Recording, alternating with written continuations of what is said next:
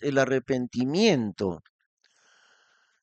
Y les dice, volveos a Jehová, dejad de hacer lo malo, aprended a hacer el bien. Pero en esta vez la predicación no es al pueblo de Dios. Y eso era algo muy excepcional, porque Dios en el tiempo antiguo no trataba con las naciones gentiles, solamente con su pueblo consagrado a Dios, Israel, aunque eran desobedientes, pero Dios trataba con ellos y nunca con los gentiles. Ahora hay algo excepcional y Dios le comienza a hablar a una ciudad terriblemente malvada. Y el mensaje que le manda Dios a predicar no es un mensaje de salvación, sino de destrucción.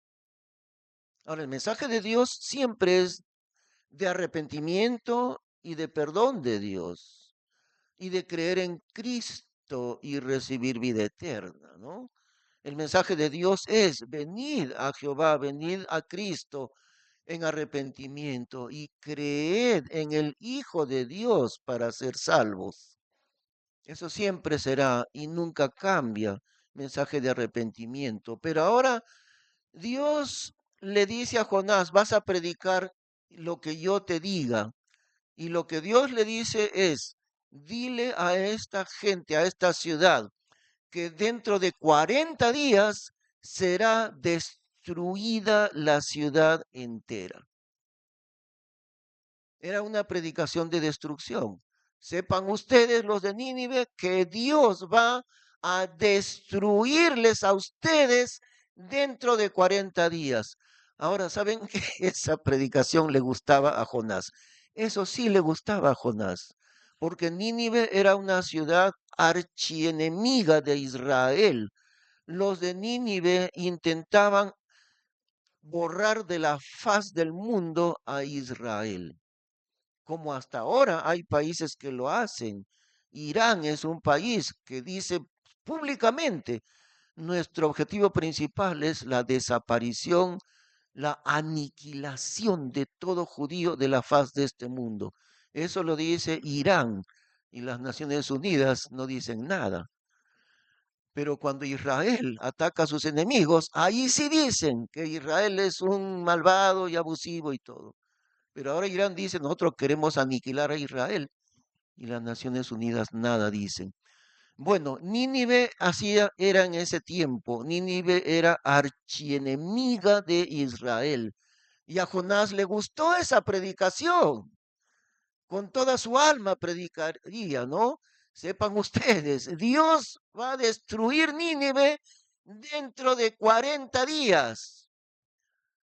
Ahora, el resultado de esa predicación es lo más grande que Dios ha hecho. Vamos a seguir leyendo. Versículo 5, capítulo 3 y versículo 5.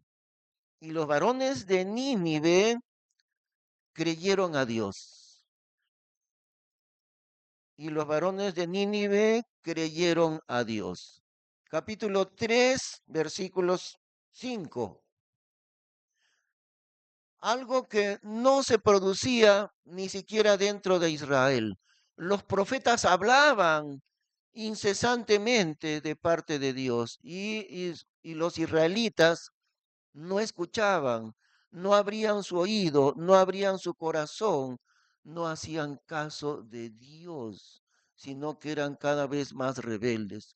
Pero ahora se presenta una nación extranjera, una ciudad sumamente malvada, y inmediatamente dice allí, y los varones de Nínive creyeron a Dios. Ahora, ¿qué cosa creyeron? ¿Creyeron en Cristo? No, no sabían nada de Cristo, ni había venido todavía Cristo al mundo. Tampoco creyeron en el mensaje de salvación, tampoco creyeron en el perdón de Dios, porque Dios no les había predicado perdón. ¿Qué les había predicado? Ustedes van a morir todos dentro de 40 días. Pero ellos lo creyeron. Dijeron, ahora, ¿qué haremos? Porque en 40 días todos vamos a morir. Y esta gente impía que jamás conocieron a Dios, creyeron a Dios. Y lo que estuve diciendo hace un momento, hermanos, es que vamos a sacar lecciones aquí para nosotros mismos. Esta gente impía y perversa, tan lejos de Dios, creyeron a Dios. Y los de Israel, que eran el pueblo amado de Dios, no creían lo que Dios decía a través de los profetas. Ahora nosotros estamos en un problema delante de Dios. Nosotros como iglesia estamos todavía bastante tibios. ¿Qué es lo que Dios le dice a la iglesia de la Odisea? Ahí en Revelación, capítulo 3. Ustedes recuerdan, ¿no es cierto? Dios le dice a la iglesia de los laodicenses, por cuanto eres tibio y eres frío ni hirviente, yo te vomitaré de mi boca. Dios prueba el sabor espiritual de ellos, de los de la iglesia de la Odisea. Y Dios encuentra el sabor espiritual de ellos tan repugnante que los arroja de su boca. Bueno, dice una palabra bien chocante, Dios lo vomita de su boca. A los creyentes de la Odisea. Bueno, nosotros queremos sacar lecciones espirituales de lo que sucedió con Jonás y la ciudad de Nínive. Los incrédulos, los malvados, los perversos le creyeron a Dios. Pero el pueblo de Israel nunca le creyó, nunca creía a Dios, excepto algunas ocasiones muy especiales donde hubo un regreso a Dios. Muy contadas veces, muy pocas veces los de Israel volvieron a su Dios. Nosotros estamos, hermanos, es necesario que lo digamos con toda claridad. Un hermano vino esta mañana, un hermano de aquí de la iglesia vino esta mañana a decirme, yo quisiera conversar un rato con usted, pastor. Me dijo, estamos nosotros marchando solamente dentro de la tibieza. No somos una iglesia que esté ardorosamente siguiendo los planes de Dios. Y yo le dije, tienes toda la razón. Entonces, el hermano estaba sugiriendo, ¿por qué no hacemos una revolución de oración? Y yo le dije, de nuevo, es exactamente lo que yo pienso. Hagamos una revolución de oración. Y es la única manera de que como iglesia podamos ser instrumentos poderosos en la mano de Dios. La tibieza espiritual prevalece entre nosotros. Es necesario decirlo con toda claridad. Vivimos una vida tibia. ¿Qué significa tibio? No es ni frío ni caliente, ni cristiano con todo su corazón, ni tampoco mundano, porque somos hijos de Dios. Pero estamos como a veces dicen algunos, con un pie en el mundo y otro pie en el Señor, ¿no? No somos, hasta ahora no hemos sido una iglesia que realmente se pueda decir una iglesia consagrada al Señor, obediente al Señor. ¿Qué vamos a hacer? Lo que podemos hacer es clamar a Dios. Eso sí podemos hacer para que Dios mismo nos saque de esa condición de tibieza espiritual. Estas personas de Nínive lo hicieron. En primer lugar, creyeron la palabra de Dios, que no era una palabra de perdón de Dios. Dios no le manda a decir a Jonás, diles a ellos que si se arrepienten yo los perdonaré. No, no, no, no. Diles que los voy a destruir dentro de 40 días. Nada de que los voy a perdonar si se arrepienten, nada de eso. Diles que los destruiré en 40 días. Y creyeron lo que Dios les dijo en cuanto a su destrucción. Y al creer que Dios los destruiría, veamos lo que hicieron los ninivitas. Versículo 5, ¿no? Capítulo 3, versículo 5. Y los varones de Nínive creyeron a Dios y pregonaron ayuno y vistiéronse de sacos. Ahora, sacos era una ropa de luto. Cuando morían los familiares se vestían de saco, una ropa rústica, como decíamos antes, un saco de papas, esa tela bien rústica, se ponían por guardar, porque murió alguien. ¿Eh? Y pregonaron ayuno y vistiéronse de sacos, desde el mayor de ellos hasta el menor de ellos. Y llegó el negocio hasta el rey de Nínive, y levantóse de su trono, y echó de sí su vestido, y cubrióse de saco, y asentóse sobre ceniza. El rey de Nínive, el rey, se vistió de luto y se sentó sobre ceniza. Como decíamos, era una señal de que falleció alguien. Dolor por la desgracia, se vestían de saco y se sentaban sobre ceniza, y aún todavía se echaban ceniza encima de su cabeza, se cubrían de ceniza también. Versículo 7, hizo pregonar el rey, hizo pregonar y decir, en Nínive por mandado del rey y de sus grandes, diciendo, hombres y animales, bueyes y ovejas, no gusten cosa, ni se les dé pasto, ni beban agua. Y los hombres y los animales se cubran de sacos y clamen a Dios fuertemente, y cada uno se convierta de su mal camino, de la rapiña que está en sus manos. ¿Quién sabe si se convertirá y se arrepentirá Dios y se convertirá del furor de su ira y no pereceremos?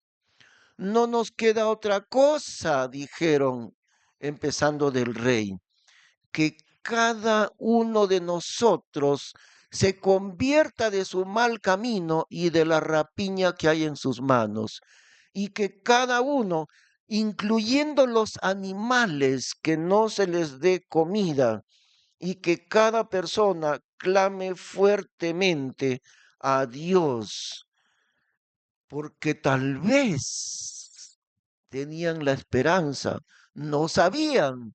Dios no les había dicho yo les perdono. Dios les dijo yo los voy a destruir a ustedes. Pero ellos dijeron, tal vez, si nos convertimos, si nos arrepentimos y clamamos perdón de Dios, de repente Dios nos perdona. Y así fue. Versículo 10. Y vio Dios lo que hicieron, porque se convirtieron de su mal camino y arrepintióse del mal que había dicho que les había de hacer y no lo hizo. Dios cambió su decisión y no los destruyó, porque Dios vio lo que hicieron. Pero ahora Jonás se molesta de lo que Dios hace con ellos. Y Jonás prácticamente lo que dice es a Dios, me haces quedar mal a mí. Yo les digo que van a morir y tú los perdonas. Es increíble, pero esa fue la reacción de Jonás. Capítulo 4. Y a Jonás le pesó de gran pesar y se enojó. Y oró a Jehová y dijo, ahora Jehová, ¿no es esto lo que yo decía estando en mi tierra, por lo cual previne huyéndome a Tarsis? Porque yo sabía que tú eres Dios clemente y piadoso, tardo a enojarte y de grande misericordia, y que te arrepientes del mal. Ahora pues, Jehová, ruégote que me mates, porque mejor me es la muerte que la vida. Este hombre Jonás, profeta de Dios, es lo contrario de todo lo que debe ser un profeta de Dios. En primer lugar, no quería obedecer a Dios para predicar en Nínive. En segundo lugar, cuando Dios, debido a su arrepentimiento, los perdona, el profeta se enoja del perdón de Dios, muy enojado, y pensando que lo que debería haber hecho Dios es cumplir su palabra y matarlos a todos. ¿Qué clase de profeta es este? Pero Dios no es como el hombre. Más bien Dios se arrepintió. Ahora, la Biblia también dice que Dios no es como el hombre para que se arrepienta. Y en realidad Dios pone la palabra que Dios se arrepintió para que nosotros entendamos, porque Dios no se arrepiente de nada. Dios no tiene que arrepentirse de nada. Lo que sucede es que Dios habla así como nosotros hablamos. De antemano, Dios sabía que ellos se arrepentirían, por supuesto. Y de antemano Dios le manda a Jonás, diles que los destruiré, cuando Dios ya sabía que se iban a arrepentir y que Él los iba a perdonar. Dios no es como el hombre, pero Dios usa esas palabras para que comprendamos que Dios también le duele en su corazón castigar a esa ciudad. Pero el profeta de Dios hace lo contrario y se enoja grandemente porque Dios los ha perdonado. Estamos en el versículo 3, ¿no? Capítulo 4, versículo 3. Ahora pues, Jehová, ruégote que me mates, porque mejor me es la muerte que la vida. Y Jehová le dijo, ¿haces tú bien de enojarte tanto? Y salióse Jonás de la ciudad y asentó hacia el oriente de la ciudad. E hízose allí una choza y asentóse debajo de ella a la sombra hasta ver qué sería de la ciudad. Y preparó Jehová Dios una calabacera, la cual creció sobre Jonás, para que hiciese sombra sobre su cabeza y le defendiese de su mal. Y Jonás se alegró grandemente por la calabacera. Y él mismo Dios, y el mismo Dios preparó un gusano en viniendo la mañana del día siguiente, el cual hirió a la calabacera y se secó. Y acaeció que en saliendo el sol, preparó Dios un viento solano grande, y el sol hirió a Jonás en la cabeza y desmayábase, y pedía a su alma la muerte, diciendo, mejor sería para mí la muerte que mi vida. Entonces dijo Dios a Jonás, ¿tanto te enojas por la calabacera? Y él respondió, mucho me enojo hasta desear la muerte. Y dijo Jehová, ¿tuviste tu piedad de la calabacera, en la cual no trabajaste, ni tú la hiciste crecer, que en espacio de una noche nació, y en espacio de otra noche pereció? Y no tendré yo piedad de Nínive, aquella grande ciudad, donde hay más de 120,000 hombres que no conocen su mano derecha ni su mano izquierda, y muchos animales. Ahora, cuando Dios dice, no, 120,000 hombres que no saben distinguir entre su mano derecha y su mano izquierda, está hablando de los bebitos, de los niñitos pequeños. Tú tienes compasión de una calabacera que yo te hice crecer para cubrirte del sol. Yo te la hice crecer en una noche y en la siguiente noche la hice morir. Y tú tienes compasión de la calabacera.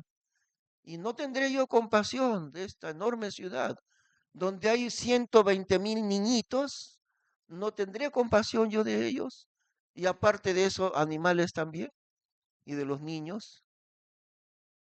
Tú por una calabacera. Pero yo tengo compasión de esta enorme ciudad. Ahora, las lecciones espirituales, hermanos, son estas. La ciudad de Nínive, una ciudad grandemente pagana, le deja una lección a Jonás mismo. Jonás no obedece a Dios y quiere escapar de Dios. Los de Nínive, dentro de su maldad, llegado ese momento, obedecieron a Dios. Y Jonás quería la destrucción de ellos y se enojó por el perdón de Dios. Los de Nínive clamaron a Dios a quien no conocían. Nunca Dios se había revelado a esas naciones gentiles, solamente a Israel. Pero ahora los incrédulos le dan una lección a los creyentes. Y a veces así sucede. En la mañana también, este hermano que me conversó esta mañana también me estaba diciendo, ¿no? Los que son falsos, los que enseñan una doctrina falsa, los testigos de Jehová y otros también, salen como hormigas allí, se multiplican por todos lados, en todos lugares, y van allí disciplinadamente y continuamente están por todos lados hablando su falsa doctrina, claro, pero nosotros estamos muy dormidos espiritualmente hablando. Y es cierto, y es cierto. Ahora, la única manera de salir de una situación así, hermanos, es por medio de la oración. Yo no conozco otra manera de que esta iglesia sea transformada. Si nuestra iglesia necesita ser transformada, solamente Dios será el que haga esa transformación. Y la manera de encontrar el poder de Dios es por medio de la oración, que no hay otra manera tampoco.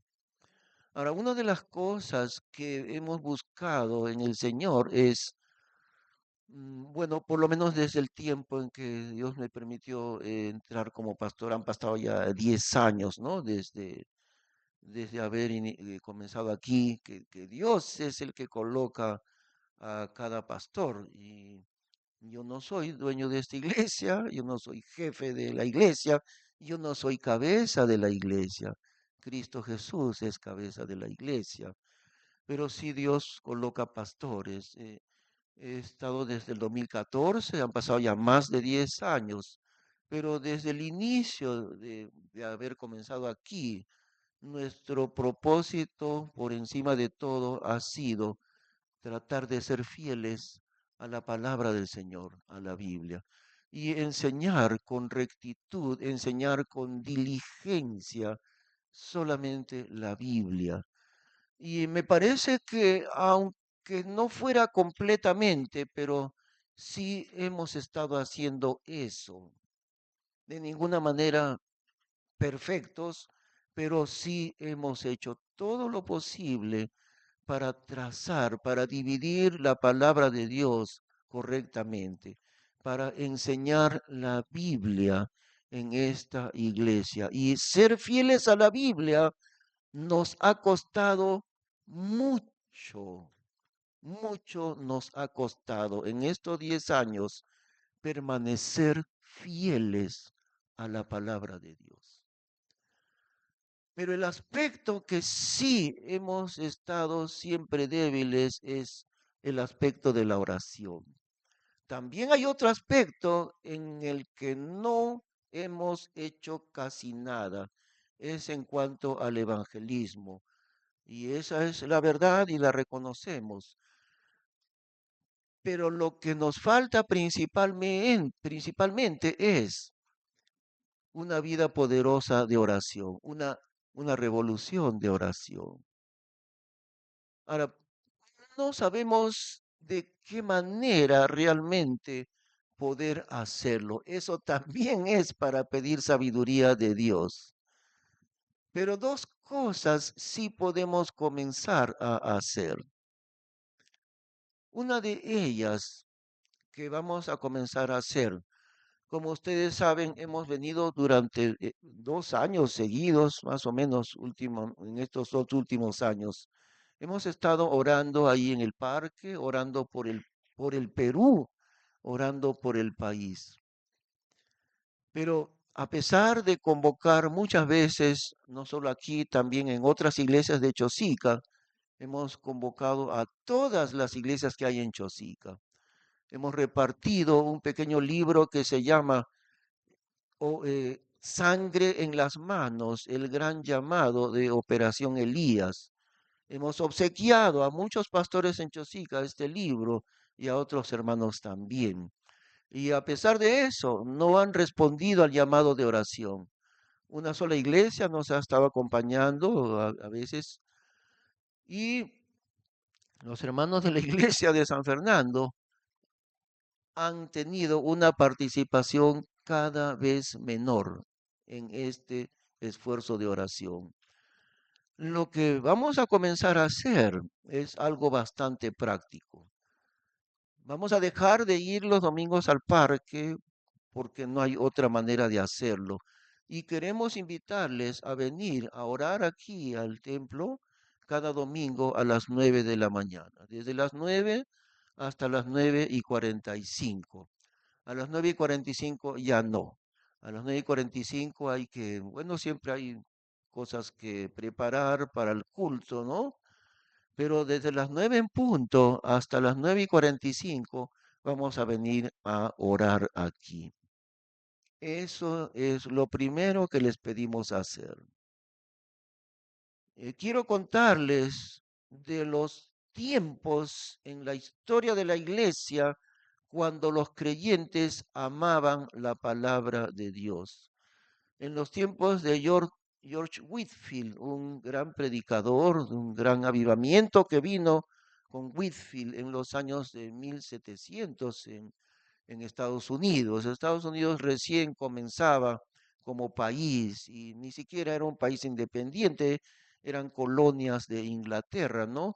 Pero en aquellos años, George Whitefield o Whitefield, también dicen a veces George Whitefield, cuando predicaba Whitefield en una ciudad, los creyentes y las personas, no solamente los creyentes, las personas, era tan grande el atractivo de la palabra de Dios a través de Whitefield, se reunían para la predicación 2 horas antes, estaba lleno el local. Y allí cabían, qué sé yo, 800 personas, 1000 personas en esos locales cuando iba a predicar Whitefield. ¿Por qué estaba repleto local? Porque querían entrar más personas y ya no podían entrar. Entonces venían cabalgando. Hay ciertos reportes que dicen así, que venían cabalgando desde pueblos lejanos para escuchar a Whitefield desde la madrugada. Y como tanta gente cabalgaba, el polvo del camino no dejaba ver nada porque había demasiada gente cabalgando para llegar al local 2 horas antes, porque 2 horas antes el local de la predicación ya estaba repleto. Y no eran creyentes, era gente incrédula que querían escuchar su predicación.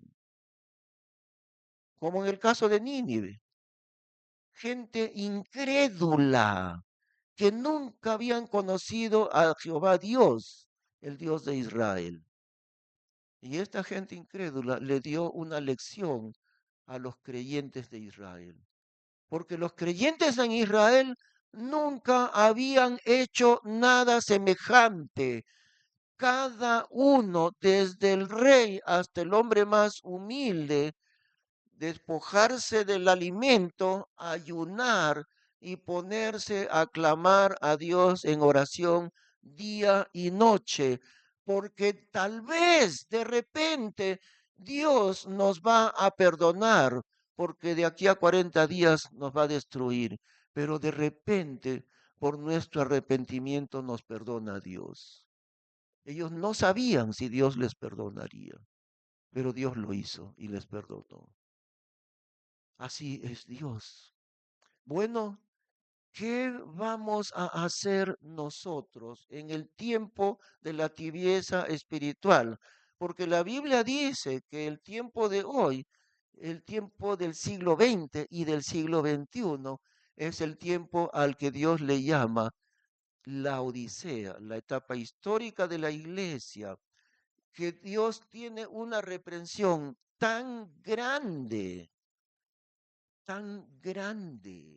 para ellos, y nosotros estamos allí. Vamos a terminar leyendo en Revelación, o sea, Apocalipsis, capítulo 3.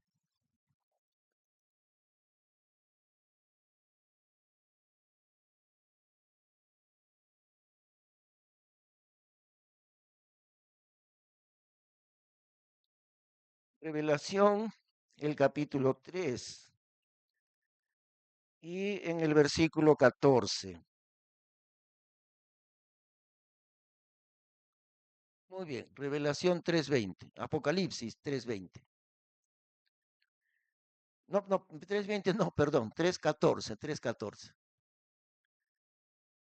Y escribe al ángel de la iglesia de los laodicenses: estas cosas dice el Amén, el testigo fiel y verdadero, el principio de la creación de Dios. Yo conozco tus obras, que ni eres frío ni caliente. Ojalá fueses frío o hirviente, mas porque eres tibio y no frío ni hirviente, yo te vomitaré de mi boca. Porque tú dices, yo soy rico y soy enriquecido y no tengo necesidad de ninguna cosa. Y no conoces que tú eres cuitado y miserable y pobre y ciego y desnudo. Yo te aconsejo que de mí compres oro afinado en el fuego para que seas hecho rico, y vestiduras blancas para que seas vestido, y que la vergüenza de tu desnudez no se descubra, y unge tus ojos con colirio para que veas. Yo reprendo y castigo a todos los que amo. Sé pues celoso y arrepiéntete. He aquí que yo estoy parado a la puerta y llamo. Si alguno oyere mi voz y me abriere la puerta, entraré a él y cenaré con él y él conmigo. Al que venciere, yo le daré que se asiente conmigo en mi trono, así como yo también vencí y me asenté con mi Padre en su trono. El que tiene oreja, oiga lo que el Espíritu dice a las iglesias. Terrible, terrible reprensión de Dios sobre la iglesia del último tiempo, que somos nosotros. Y si uno estudia los capítulos anteriores, encontramos ahí 7 etapas históricas de la iglesia. Y la última etapa histórica es la Odisea. Somos nosotros la última etapa histórica. ¿Qué vamos a hacer, hermanos? Yo he mencionado varias veces lo siguiente. Ustedes deben recordar porque lo he mencionado como 2 o 3 veces anteriormente. En China, que es un país absolutista, tiránico y comunista, todavía es comunista China, enemigo de Dios. El gobierno de China es un gobierno enemigo de Dios. Y el evangelio se persigue. Mantienen algunas iglesias para dar la apariencia de que hay libertad, pero no es cierto. Las iglesias que las mantienen son iglesias controladas por el gobierno. Los creyentes verdaderos son perseguidos. Se reúnen, ellos se congregan en lugares donde el gobierno no los encuentre. Una casa en abandono, a veces hasta en cuevas se reúnen o en sótanos, en lugares secretos, y van cambiando de lugar por la persecución. Hacen sus cultos, nosotros hacemos el culto a las 10 de la mañana, ¿no? Con toda tranquilidad. Ustedes recuerdan, porque yo he mencionado, ¿a qué hora hacen los cultos esos hermanos en China? ¿Ah? En la madrugada. ¿A qué hora? A las 2 de la mañana, cuando todo el mundo está dormido y nadie se dará cuenta que los creyentes en Cristo se reúnen allí. A veces cantan los himnos bien despacito para que no escuche el vecindario y no sepan que están congregados ahí. Cantan con todo fervor, pero no pueden cantar fuerte. ¿Qué vamos a hacer nosotros, una iglesia en el Perú, donde al creyente en Cristo nadie lo persigue? ¿Qué vamos a hacer nosotros? Que para llegar a las 10 en punto sufrimos bastante. Y algunos hasta ahora no aprenden a llegar a esa hora. ¿Qué vamos a hacer? Vamos a venir ahora a las 9 de la mañana y vamos a orar durante 45 minutos. Vamos a terminar en oración. Señor, te damos las gracias porque tú estás llamándonos a una transformación como iglesia, Padre Santo. Oh Dios, permítenos acercarnos a ti en obediencia de esta manera. No queremos así ser considerados por ti una iglesia tibia, sin sabor espiritual, ni fría ni caliente. No queremos ser esa iglesia tan lejos de los propósitos tuyos. Oh Dios, Padre Celestial, queremos buscar lo más profundo de tu corazón y seguir tu santa voluntad.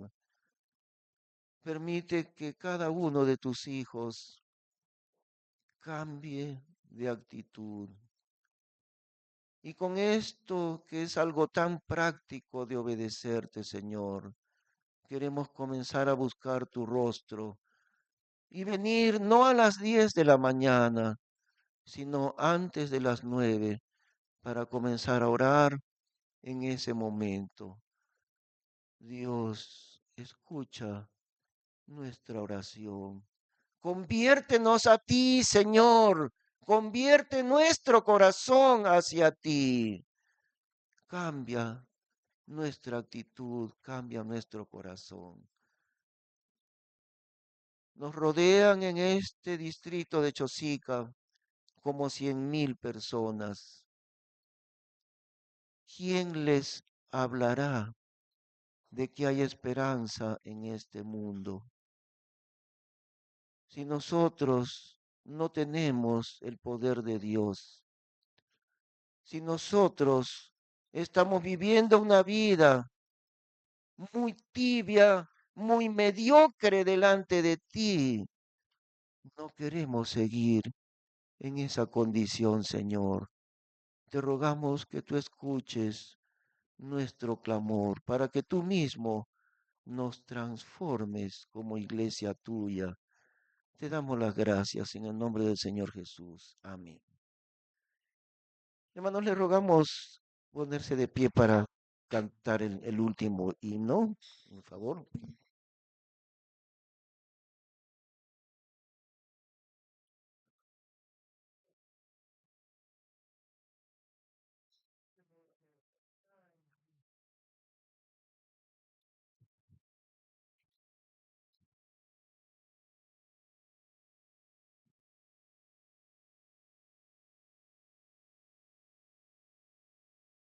Muy bien, hermanos, damos gracias a Dios por su palabra. Así puestos de pie, vamos.